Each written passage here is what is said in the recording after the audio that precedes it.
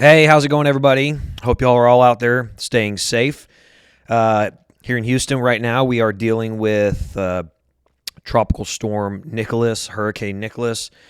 Going to be lots and lots of rain. Shouldn't be too much wind or anything like that. Really mostly tropical storm force wind, but just lots of heavy rain. So kind of the way it is, this time of year to be expected. But we can get a heavy spring rainfall, and it'll rain 12 to 14 inches here in Houston. So not too bad, but we should be getting a whole lot of rain. So we'll see how it goes. But wanted to give you guys an update, talk to y'all about my trip to Denver this past weekend. And I'll tell you, I want to say right off the bat that I really enjoyed Denver. Overall, the people of the city were fantastic. The people that live there, the people that work there in Denver were they were just so super amazing. They were polite, they were accommodating. It was just really nice, and they, being I don't know, I guess maybe my personality, just kind of like to investigate people a little bit and find out, hey, why'd you move to Denver? Because there's almost not a single person that I talk to there who is from there. They're not from. Most of them are not from Colorado. They're from other places. So I went there. I went there to watch the Texas A&M Aggies take on the University of Colorado Buffalo. They played the Mile High Stadium. Pac-12 versus SEC game. So non-conference game. Really fun. Super. First off, Mile High Stadium, so fucking beautiful. Like, that place is awesome. Like, the entire surrounding environment there, super, super fucking cool. It's open air stadium, so I will say it did get super fucking hot because you're a mile high. You're up there and it's fucking hot. We sat there and the sun was beating down on us for like the first half, and it was so miserable. I just felt drained. I just kept drinking water. It was really, really tough. But the stadium itself is beautiful. The shape of it and everything is awesome. So I'll tell a story about something that happened there a little bit later. But I want to say that the city was just like the people, and it was, they were amazing. And it was clean. And, I think it was Saturday night. So I went there with a buddy of mine, Brian. But we got there and ended up going out to eat on Saturday night after the game. And we were sitting down at, and of course everything's like brewery this, brewery that, they're all restaurants, but they're called this brewery, that brewery. I don't even remember half the names of these places that we went, but went to this place on Saturday, sat down to eat, and we're watching the UT versus Arkansas game at the bar, and the waitress that was there, she was from Houston. Well, I don't remember if she was from Houston, but she had just moved to Denver from the west side of Houston. Like, she lived in Houston for like 2 years and then moved to Denver. She moved up there with her boyfriend.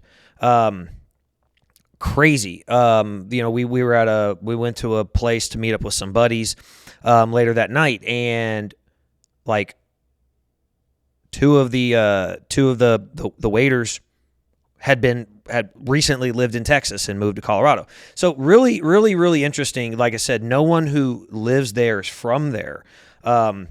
And there is a lot of Texans. I will say that. The city was, obviously, because there were so many people there from Texas to watch the football game, the city was jam-packed with people from Texas. But also, it seemed that a lot of people that live there now are from Texas. So kind of interesting. But I will say, and I want to say thank you to the people of Denver.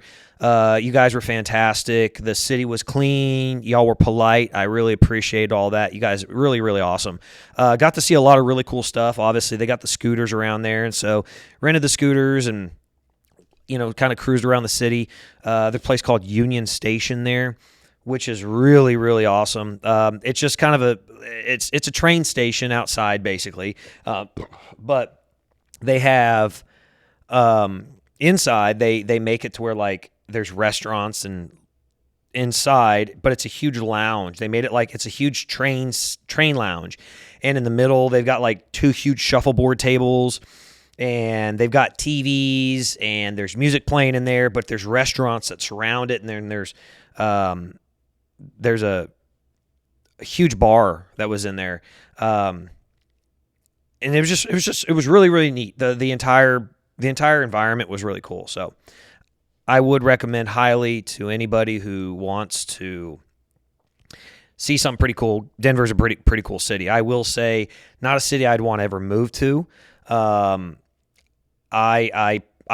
honestly prefer Salt Lake City over Denver. Very similar climates, environments, but I do like Salt Lake City better. And that's just me. Like I've obviously talked about this a lot. I've never done drugs, never of any kind, and I'm for the legalization of marijuana. But I will say one of the reasons I did not like Denver, and it's just personal, is everywhere you went, it smelled like marijuana. On Sunday evening, Sunday afternoon, we had gone back to the hotel room, and it literally smelled like somebody had been smoking in our room. It was so bad. I mean, it was so bad that even I called the manager because we're like, this just, it reeks. He came upstairs, and of course he's from there. Like, he could tell. I mean, it was that bad. It was that strong in our room. So we ended up having to leave. I'll be honest, I actually got a headache from it. Hey, whatever. Like I said, never doing anything. It's a weird thing. So that's just, I mean, literally everywhere you would go, it would just be this odor. And hey, cool. I mean, people are literally like some of the areas around downtown, people are just laying out on, the big park sidewalks, whatever, and just looking up at the stars, smoking weed. I mean, that's cool. It's not for me, but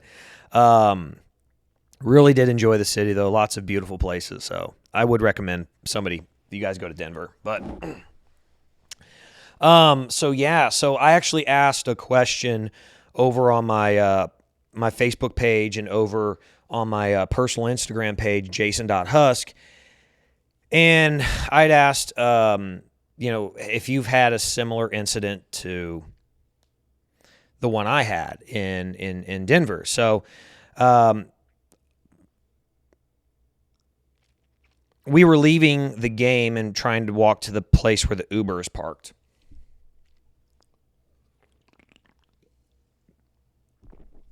And like I said, you see maroon all over the place for the Aggies. I would say it was probably 60 to 65% of all the people that were there. They were all Aggie fans. So we're walking out, tens of thousands of people, and just walking, not saying anything, just talking with my buddy. And I hear this kid as we're kind of like walking by. And I say kid, I don't know how old he was. He was drunk, so I would assume, he ended up telling me he was 19 afterwards. But this kid, as I'm walking by, he's clearly not happy because Texas A&M won. He starts talking shit about me, and he says, yeah, just like apparently it's like he jumped straight from a conversation with his buddy into like talking shit about me. And the words I hear are, oh, yeah, and we got these assholes walking around in Ultra Boosts with calf tattoos. Well, I was wearing a pair of Adidas, but I mean, I he was looking right at me when he said it. And so he was about 6 feet to my left, and so I kind of just go over in that direction, and I start walking right next to him, and I say, hey, well, so why the fuck would you say that? Like we're all cool. Like, everything's cool here, right? We're all just walking in the same direction, and you want to, like, talk shit. Like, that's not cool. And, he tries to, now he's trying to back off of it, obviously, because he's being confronted with it. And I said, okay, That's cool. It's no big deal. But, hey, look, you don't have to be a dickhead. Just, it's no big deal. It's cool. And as soon as I go to walk away, he starts talking shit again. So we're crossing a road where there's a police officer directing traffic. And, he's really kind of quiet as we're crossing the street because there's a fucking cop there. But as soon as we get across, he starts chirping again. And this time he kind of comes up on me really fast. Now, at this point, I guess we're about 50 feet from the cop. And he starts coming up on me really, really fast, and he's just running his mouth. And he's going as far as he's literally, he's just being stupid at this point. You could tell he's drunk, and he's just being stupid. And he makes the comment, he says, "Oh, yeah? Well, what school did you go to? Oh, yeah? What was your GPA? Oh, yeah? Well, what do you do for a living now? How much money do you make?" Like, and of course, I'm sober, and so I'm just fucking with the kid now, and he's just running his mouth, but he literally comes up to me and he gets in my face. Now, I'm going to say this again, I'm 5'9", 100 or 200 pounds, but clearly I work out a lot. So I would say safely that he was 6'1", 6'2", but probably weighed about 150, 160 pounds at the most. Not a very big individual. Tall, but not very big. And so he gets in my face and he gets like right up against me. Clearly because he's taller than me, he thinks that is going to make a difference. So he literally bumps right into me, and kind of like, it was kind of funny because, I played football when I was in 6th grade, but just make it very clear, you're not going to touch me. Well, he did. And so I, kind of like a football thing, I kind of put my hands like a block, and I could put my hands like directly up under his chest, and I lifted him off the ground, and I literally threw him. I ended up throwing him about 15 feet. And my buddy keeps telling me, he kept telling me, he's like, dude, the guy was flying through the air and his body was level with the ground. He was about 4 or 5 feet off the ground. And when he landed about 15 feet from me. It's about how far I threw him. And he ended up getting up. He got up and didn't hit him. As soon as I pushed him away from me. Like I said, he was pushing against me. Like he's in my face. He's like trying to tower over me. His body's touching me. And so I created some space between us, about 15 feet of it. So he tries to get back up, but of course it's all Aggie fans around, and I'm wearing an Aggie hat and Aggie shirt, and this kid's buddy immediately tries to come around, and my buddy just immediately stops him. He's like, "Hey man, look, you don't want to go this direction with this guy." It's like he's like, "I can promise you don't want to go that go down this road with this guy. So just stop." So the other kid get back up, and I had already started to walk away. But it was funny because he gets back up and starts talking shit, and so I turn around, and immediately a bunch of Aggies start grabbing me, and they're like, "Let's go." And they literally grab me and they walk me off. They're like, "Don't, it's not worth it. Don't get involved. Just keep walking." And I only tell the story because, like, we had heard the entire time that these college kids, these kids from Colorado, the fans from Colorado were fucking assholes. Like everybody, all of our friends were texting saying that they were all having different kinds of problems because these kids were being just assholes. And I'm not sure. Look, I maybe understand it. It's kind of like maybe they feel a little inferior because they're not a ranked team. Texas A&M is number 5 ranked team in the country, and so they're kind of feeling like like maybe little man syndrome or something like that. It was very weird. Everybody all the Texas Texas A&M fans that we interacted with all gave a similar story of like a negative interaction with somebody from Colorado. And it was very, very odd considering the interaction I had with everybody in the city to that point, like the people that worked at the stadium. There was a guy at one of the concession stands. Literally, it's kind of funny because he was betting on Texas A&M. He recently, 6 months ago, moved from Baytown, which is on the east side of Houston. He was out in Houston working, and now he's living up in Denver working. And I guess works at a concession stand part time. But anyway, like it was very, very odd, like considering all of that everybody was having these negative interactions with these fans, and it was kind of weird. So we were sitting in the end zone, and we'll just call it like seat 1, 2, 3, 4. I was in seat 5, and Brian was in seat 6. And so I came down from going to the bathroom, and I looked at the 4 people standing there, tapped the guy on the shoulder, and I said, "Hey, excuse me." He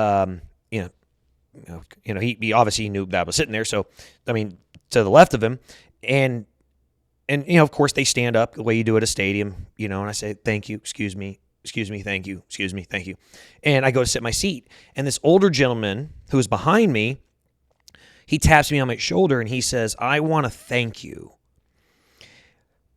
for what you just did." He said, "I've not heard that. We don't hear that from the people around here." He said, "You literally said excuse me and thank you to every person you passed, going both out and coming in."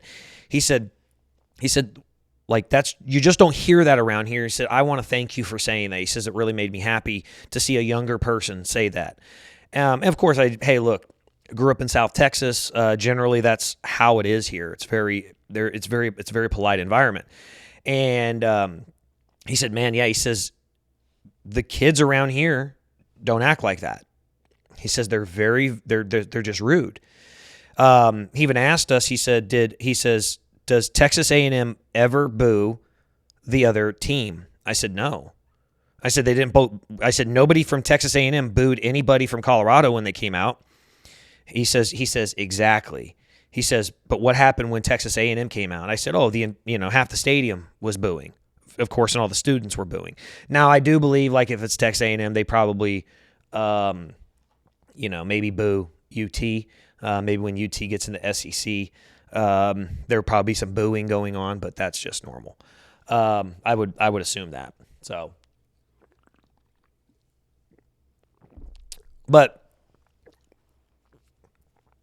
I guess that's the way it is.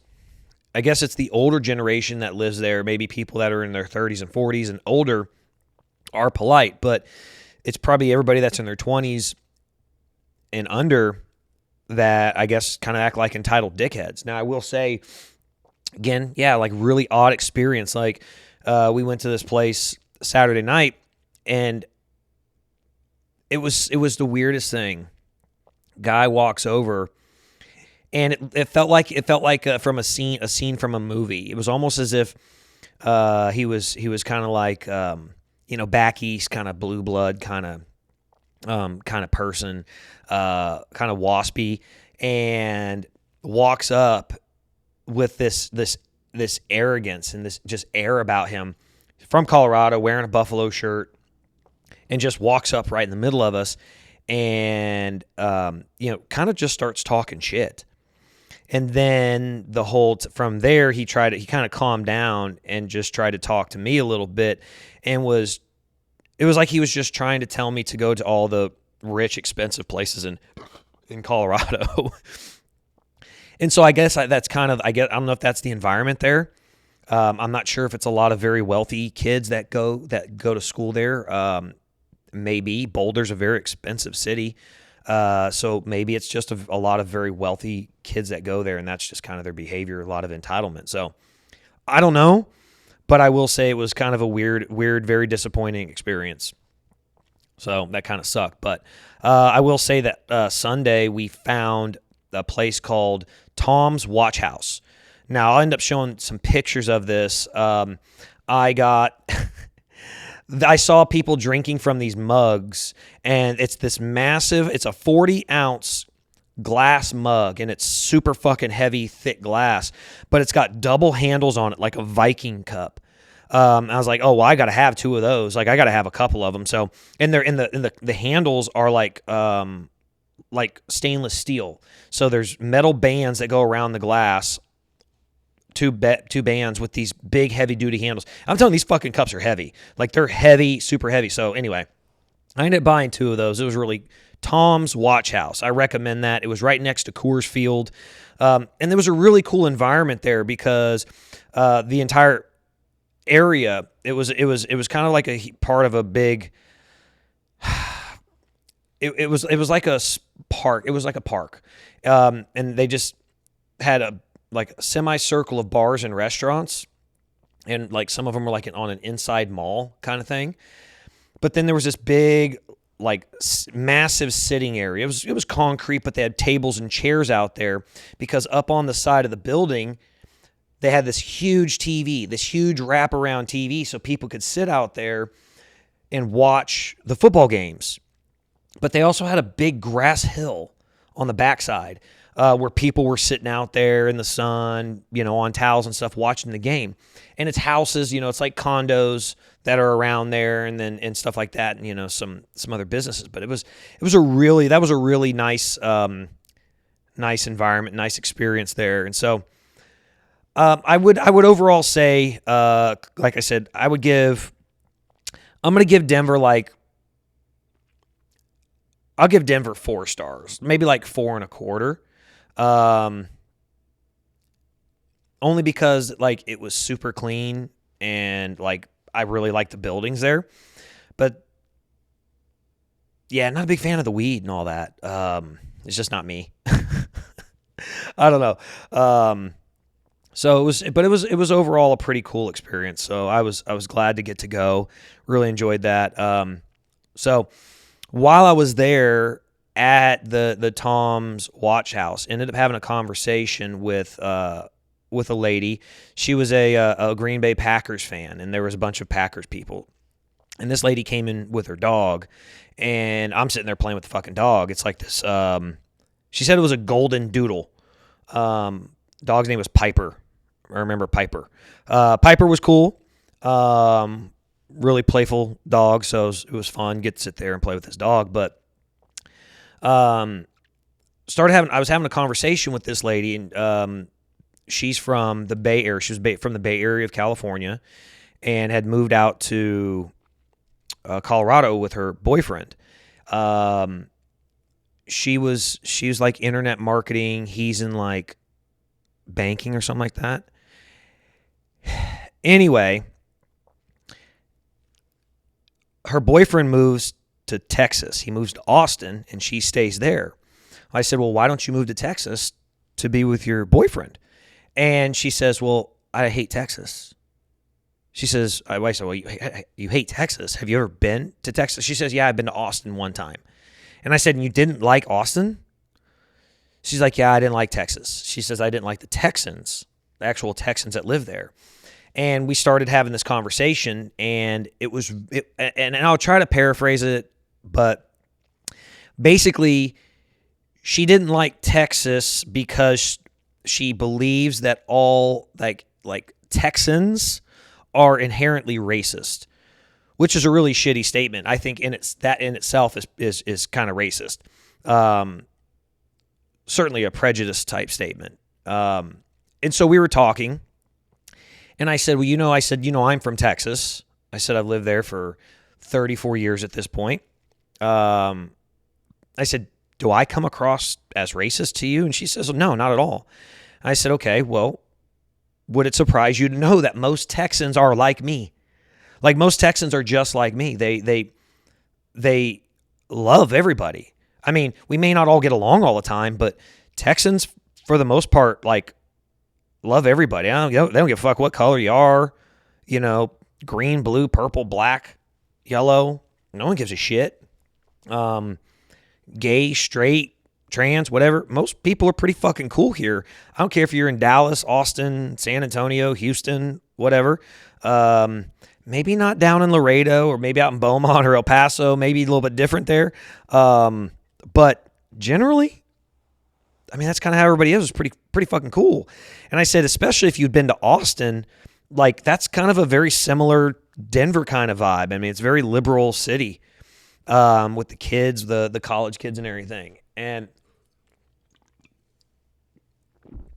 it'd been a few years since she'd said she'd been there, but that was very surprising to me.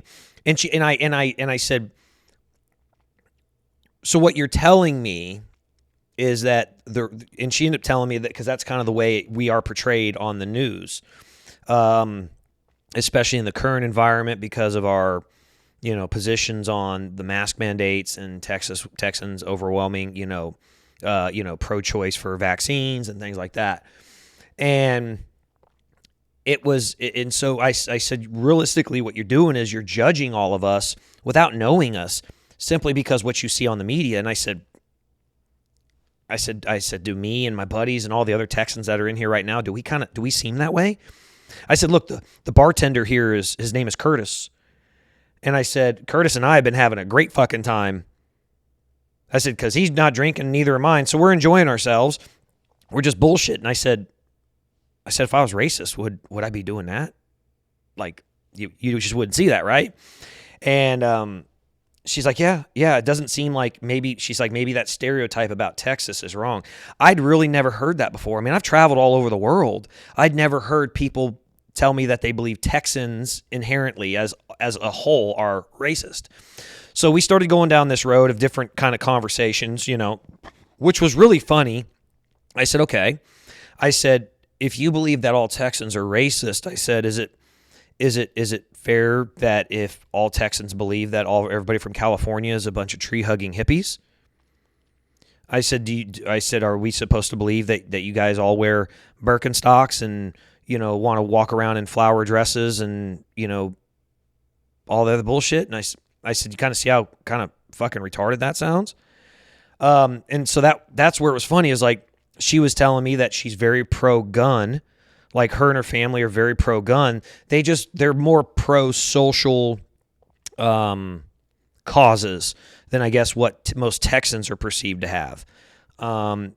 Texans are obviously conservative from the perspective. They're like, hey, do your own fucking thing. We're cool. I'm cool with you. You're cool with me. As long as you don't try to control me kind of thing. Like, we'll get along. Like, everybody's really cool. They believe in a kind of a different environment over there where it's more the government involved and controlling, different aspects of everybody's lives. Like that's what they're okay with. So we started going down this road of, again, just discussion of vaccine.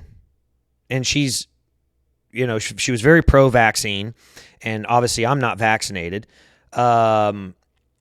Not to say that I'm against vaccination. I'm simply not for the current vaccinations that they have out. Certainly not with the data that exists. I have no problem at some point getting a vaccine should the science, for me, make sense. The numbers at this point just don't add up for me, as I've talked about before. For her, it made sense. That's, she believed, and what she told me is that, well, why wouldn't you just want to get the vaccine to help your neighbors? She says, so that way we can put an end to this. And I said, go to Texas. It's an entirely different environment there. I said, it's as if COVID doesn't really exist here. Yes, we have people in the hospital and stuff like that. And I told her, which was really weird, she didn't know about the Texas Medical Center, the Houston Medical Center, where it is literally the largest medical facility in the world. There are more hospital beds in this area than most states. I mean, you're talking about tens of thousands of hospital beds in this one area in Houston, and it's also the number one cancer research facility in the world. And I said, so clearly Texans and Houstons in particular are very in tune with, looking after other people, taking care of other people, caring about other people's health. Because we see it, and it's obviously something that's dealt with very heavily here. So I said, but if you go to Texas, we our government's open, our economy's open, everybody's doing well. It's self-responsibility. If you're sick, stay the fuck home. stay away from other people. Don't, if you're sick, but if you're not sick, go out, enjoy your life, live your fucking life. Well, and I told her I wasn't vaccinated. She kind of looked at me and she says, well, I've been sitting here. I've been sitting here this whole time talking to you and you're not vaccinated. I said, yeah. I said, there's a guy to your right and there's 40 other people right around you. You don't know if they're vaccinated or not either. Like, you just don't know. I said, maybe half of them are, half of them aren't. I said, but that's kind of the purpose of all this. Number one, what good does it do you if all these people are vaccinated? The vaccine's supposed to help you. It's not supposed to help me. Your vaccine doesn't help me. My vaccine would help me. Your vaccine helps you. So it really shouldn't matter to you if all these other people are vaccinated. I said, but that's kind of what we're trying to accomplish, right? Is the self-awareness and the accountability part where people are doing the right thing and staying home if they're sick and being responsible for themselves and that kind of stuff, right? I said, because it really makes no difference. Like, your vaccine's supposed to help you. And she kind of begrudgingly kind of agreed to that. And ironically, she rolled the conversation into the new abortion law that's here in Texas. And I obviously told her, I said, well, number one, I don't believe it's my place to tell a woman what to do with their body. So obviously that made a lot of sense to her. And she was like, oh, well, it's kind of the first sensible thing I've heard you say. And I said, but do you get that now? Like, for me, I have it's not my place to tell a woman what to do with her body, nor any other man what to do with his body. I said, you believe in the same thing, right? She says, well, yeah. I said, okay, so why are you telling me I need to get vaccinated? Why is it okay that people use abortion as a form of contraception because of their own choices? And I will say this, and I will always say this. I'm not including in this category rape, okay? Because we're not talking about, if you're talking about 100 abortions that are performed, 1% of those are the result of a rape. 99% of them are from people, choosing to engage in unprotected sex. And people are using an abortion as a form of contraception. There's also a very small portion where it's medical reasons for the mother, very small portions. So it's overwhelmingly, it's for people that are choosing to engage in unprotected sex, to use abortion as a form of contraception. And I said, I don't agree with it, but I don't believe it's my place to do anything about it or say something about it. I said, but they're using a medical procedure to essentially compensate for a poor decision. I said, now what you're telling me is that the exact opposite. Number one, that I should be vaccinated, and you want to tell me what I should put in my body when you don't want me to tell you what to do with your body. And at the same time, you're saying that people should have access to a medical procedure for a conscious decision that they make, but also I shouldn't necessarily have access to medical care because I made a decision to not get the vaccine. I said, do you understand? You can hear it in those terms and it sounds pretty fucking hypocritical to you, right? I said that's the problem. See, people in Texas overwhelmingly believe in someone else's independent rights. Abortion here is, I think what I think the goal of this is not to force people to have unwanted children. It's to force people to stop using abortion as a form of contraception, to be responsible, to use their fucking brains and realize the consequences, the potential consequences if you don't do that. It's no different than committing a crime. There is a true and real consequence for your actions.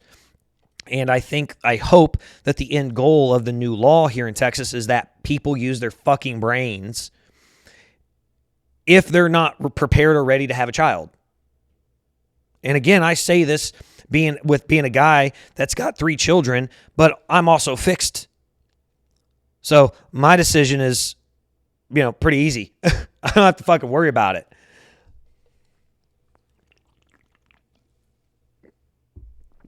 But anyway, I found the conversation very weird that that it started off by having this completely, false preconceived notion of people from Texas as a whole.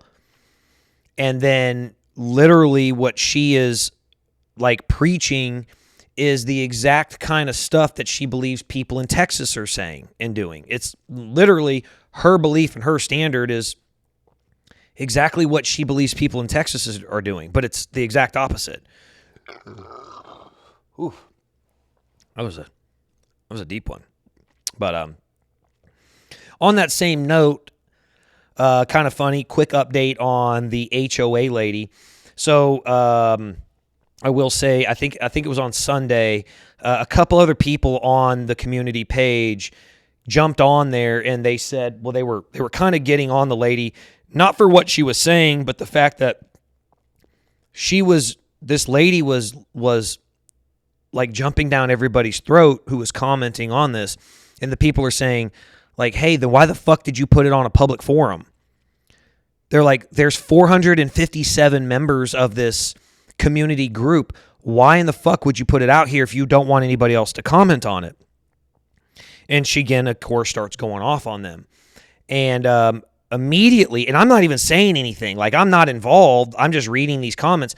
And of course, this lady goes straight to is, for whatever reason, again, I'm not saying anything, I'm just reading these comments, she attacks me again. Like she attacks me in trying to justify why she said what she said. Remember, the original post she made was about my truck parked in the road, creating a safety hazard. Then she drags in my black flag. Then she drags in my political beliefs.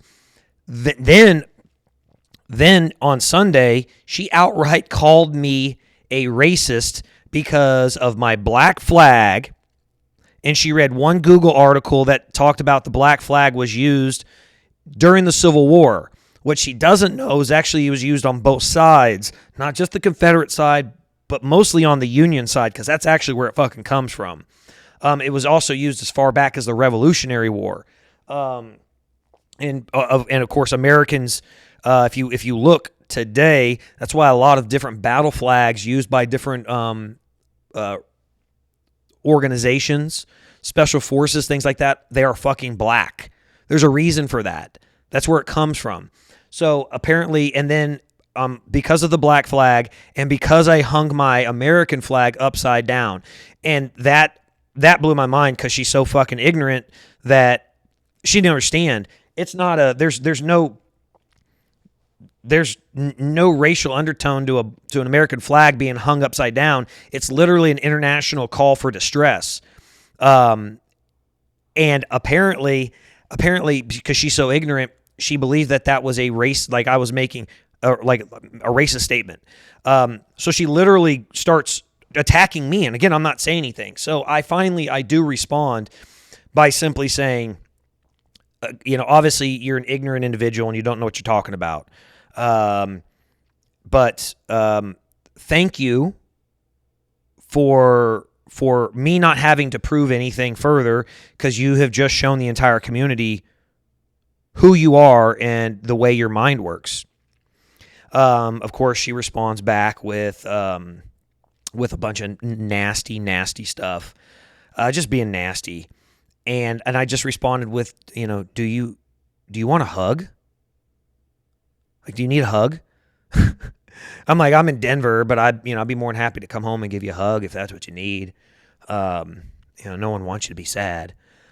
But of course she comes off and, I get enough hugs and I certainly don't need them from some racist who voted for Trump and blah. And I'm like, oh my God. Well, the prejudice statement from the very beginning was obviously very accurate, even though she didn't like it. And so, I guess I guess, and at some point on Sunday, I went back to just look at the comments on everything because my phone started blowing up with all these different comments from all these other people. Apparently, everybody at this point was jumping on this lady and attacking her. So one of two things happened. I went to go look at the comments, and it told me that none of it was available. So either she deleted the original comment or the original post, so it would delete everything else, or one of the admins deleted it because it really was getting out of hand. And I guess that was kind of the point that everybody was trying to prove. It's like, hey, this is not a conversation for the community Facebook page, which is meant to, hey, discuss, is there issues with the buses today? Are there going to be school closings? Hey, we're having a function in the neighborhood. The pool's open. Hey, we noticed that there's someone missing something and it was left on the park bench. Like, that's what it's fucking meant for. It's not meant for this outrageous, thing that this lady did. So I blows my mind. I guess that's why it's so weird to me, is I guess because you would look at me and you would assume that I would be the first one to judge somebody. That would be the first one to make a statement about somebody. Just based on stereotypes. And maybe, I don't know, maybe I kind of defy stereotypes because I do look a certain way, but I certainly don't act a certain way and feel a certain way. I love all people. I mean, I care less what color skin is. I know this is very, it's going to be cliche to say this, but it's not about the color of someone's skin, but the content of their character. Because look, there's a lot of fucking dickhead white people out there, just like there's a bunch of dickhead black people and, Hispanics. But there's also a lot of really great, black people and Hispanics and white people. I mean, really great people. Like, I had a meet today with one of my vendors, two Hispanic guys, super great guys, super nice guys. Like, you just got to be fucking nice, like, be polite. So it's so weird that people act like that and they make these statements. And I guess, but I got it. I got why she said what she said. She kind of felt like she was backed into a corner and no one was defending her. But you're acting like an asshole. Why the fuck is anybody going to defend you? And it was funny because I was telling my mother, because she's like, this is now she's like, in the past week, she's like, this is 3 little incidents. She's like, okay. She's like, you got your HOA lady. You got the situation with, your son. And, then the incident in Denver. She says, it's been a long, long time since you've had anything. So she says, now you had 3. She says, hopefully you've gotten them all out of the way and that's it, because things come in 3s, whatever. And I said, you know what I found amazing? Because I'll be honest, especially after the situation in Denver, I actually called my girlfriend and I told her that I was very upset with myself. I was very disappointed in myself. I will say that, look, 10 years ago, that situation probably would have gone a whole lot worse. Just quite honestly, that situation would have escalated to a point of very bad, very dangerous place. And I'm just not that person anymore. I have a tremendous amount of self-control. And so I turned around and walked away. But I was very disappointed in my behavior, even to that point. But I wasn't going to let somebody touch me. I mean, you could say whatever you want to me. That doesn't bother me. Again, when I'm sober and you're drunk, you're not going to fucking bother me at all. But I'm going to sit, but don't touch me because I know how to defend myself.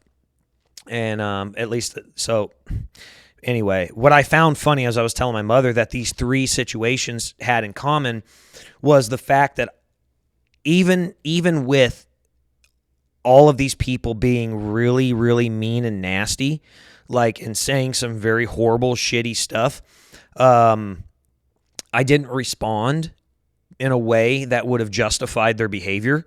I responded in actually a very kind, polite way. very just matter of fact, that apparently in all three scenarios pissed them off worse.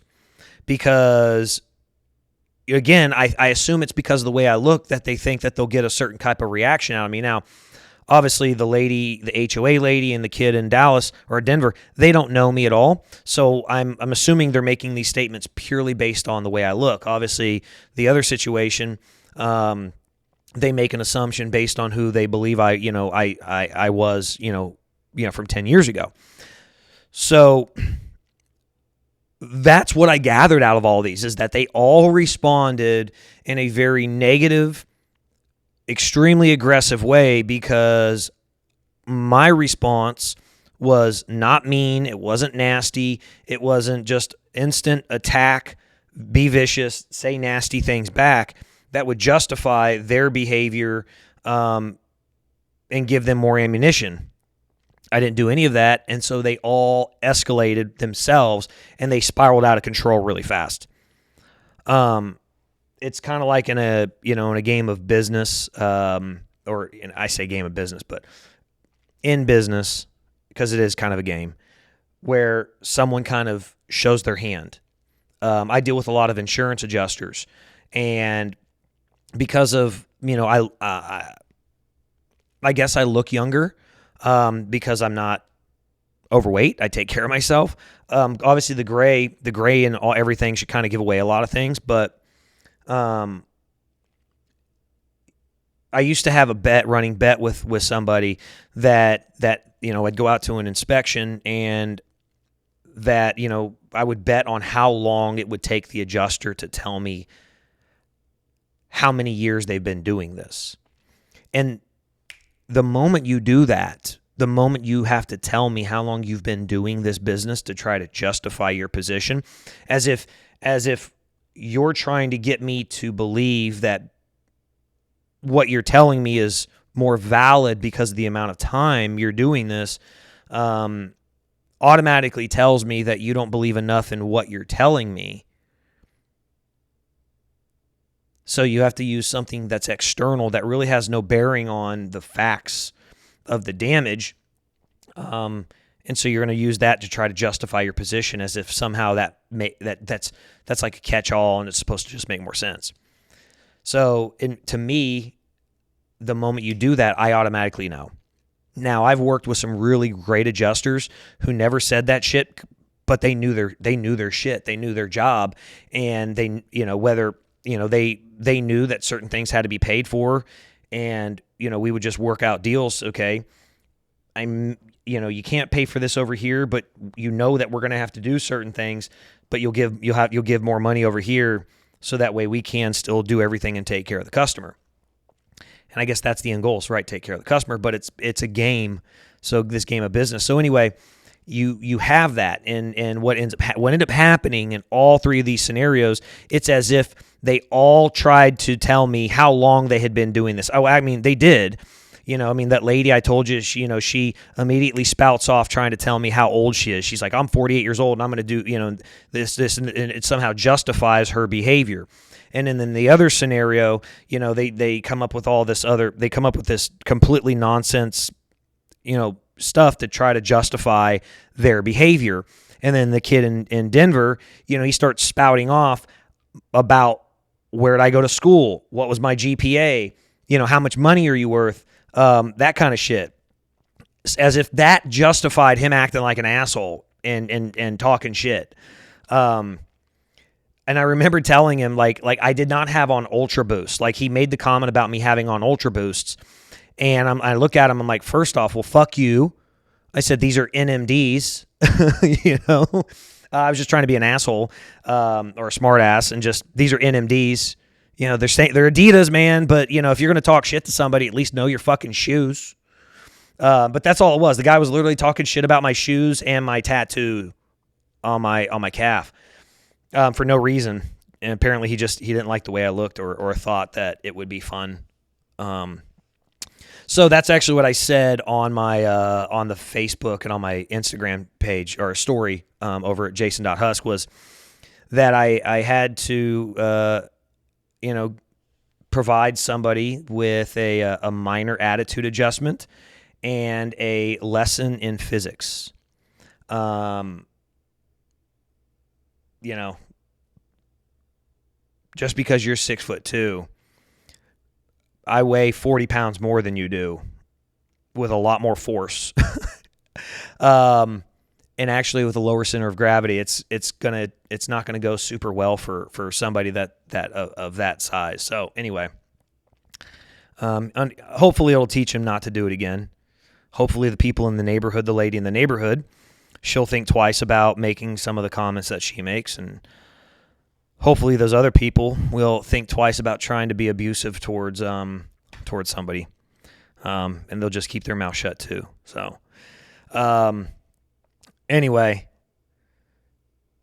so guys, yeah, that was my weekend in Denver. Overall, pretty good. Like I said, like 4.25 stars there in Denver. I wasn't super impressed, but I did like the city. It was clean and everything else. And then they had the transit from the airport to downtown. We took a train, so that was cool. But anyway, so that's it, guys. That's all I got for y'all. Hopefully, I'll have some updates. Probably do a live, a little later on because of the storm, depending on how things are going.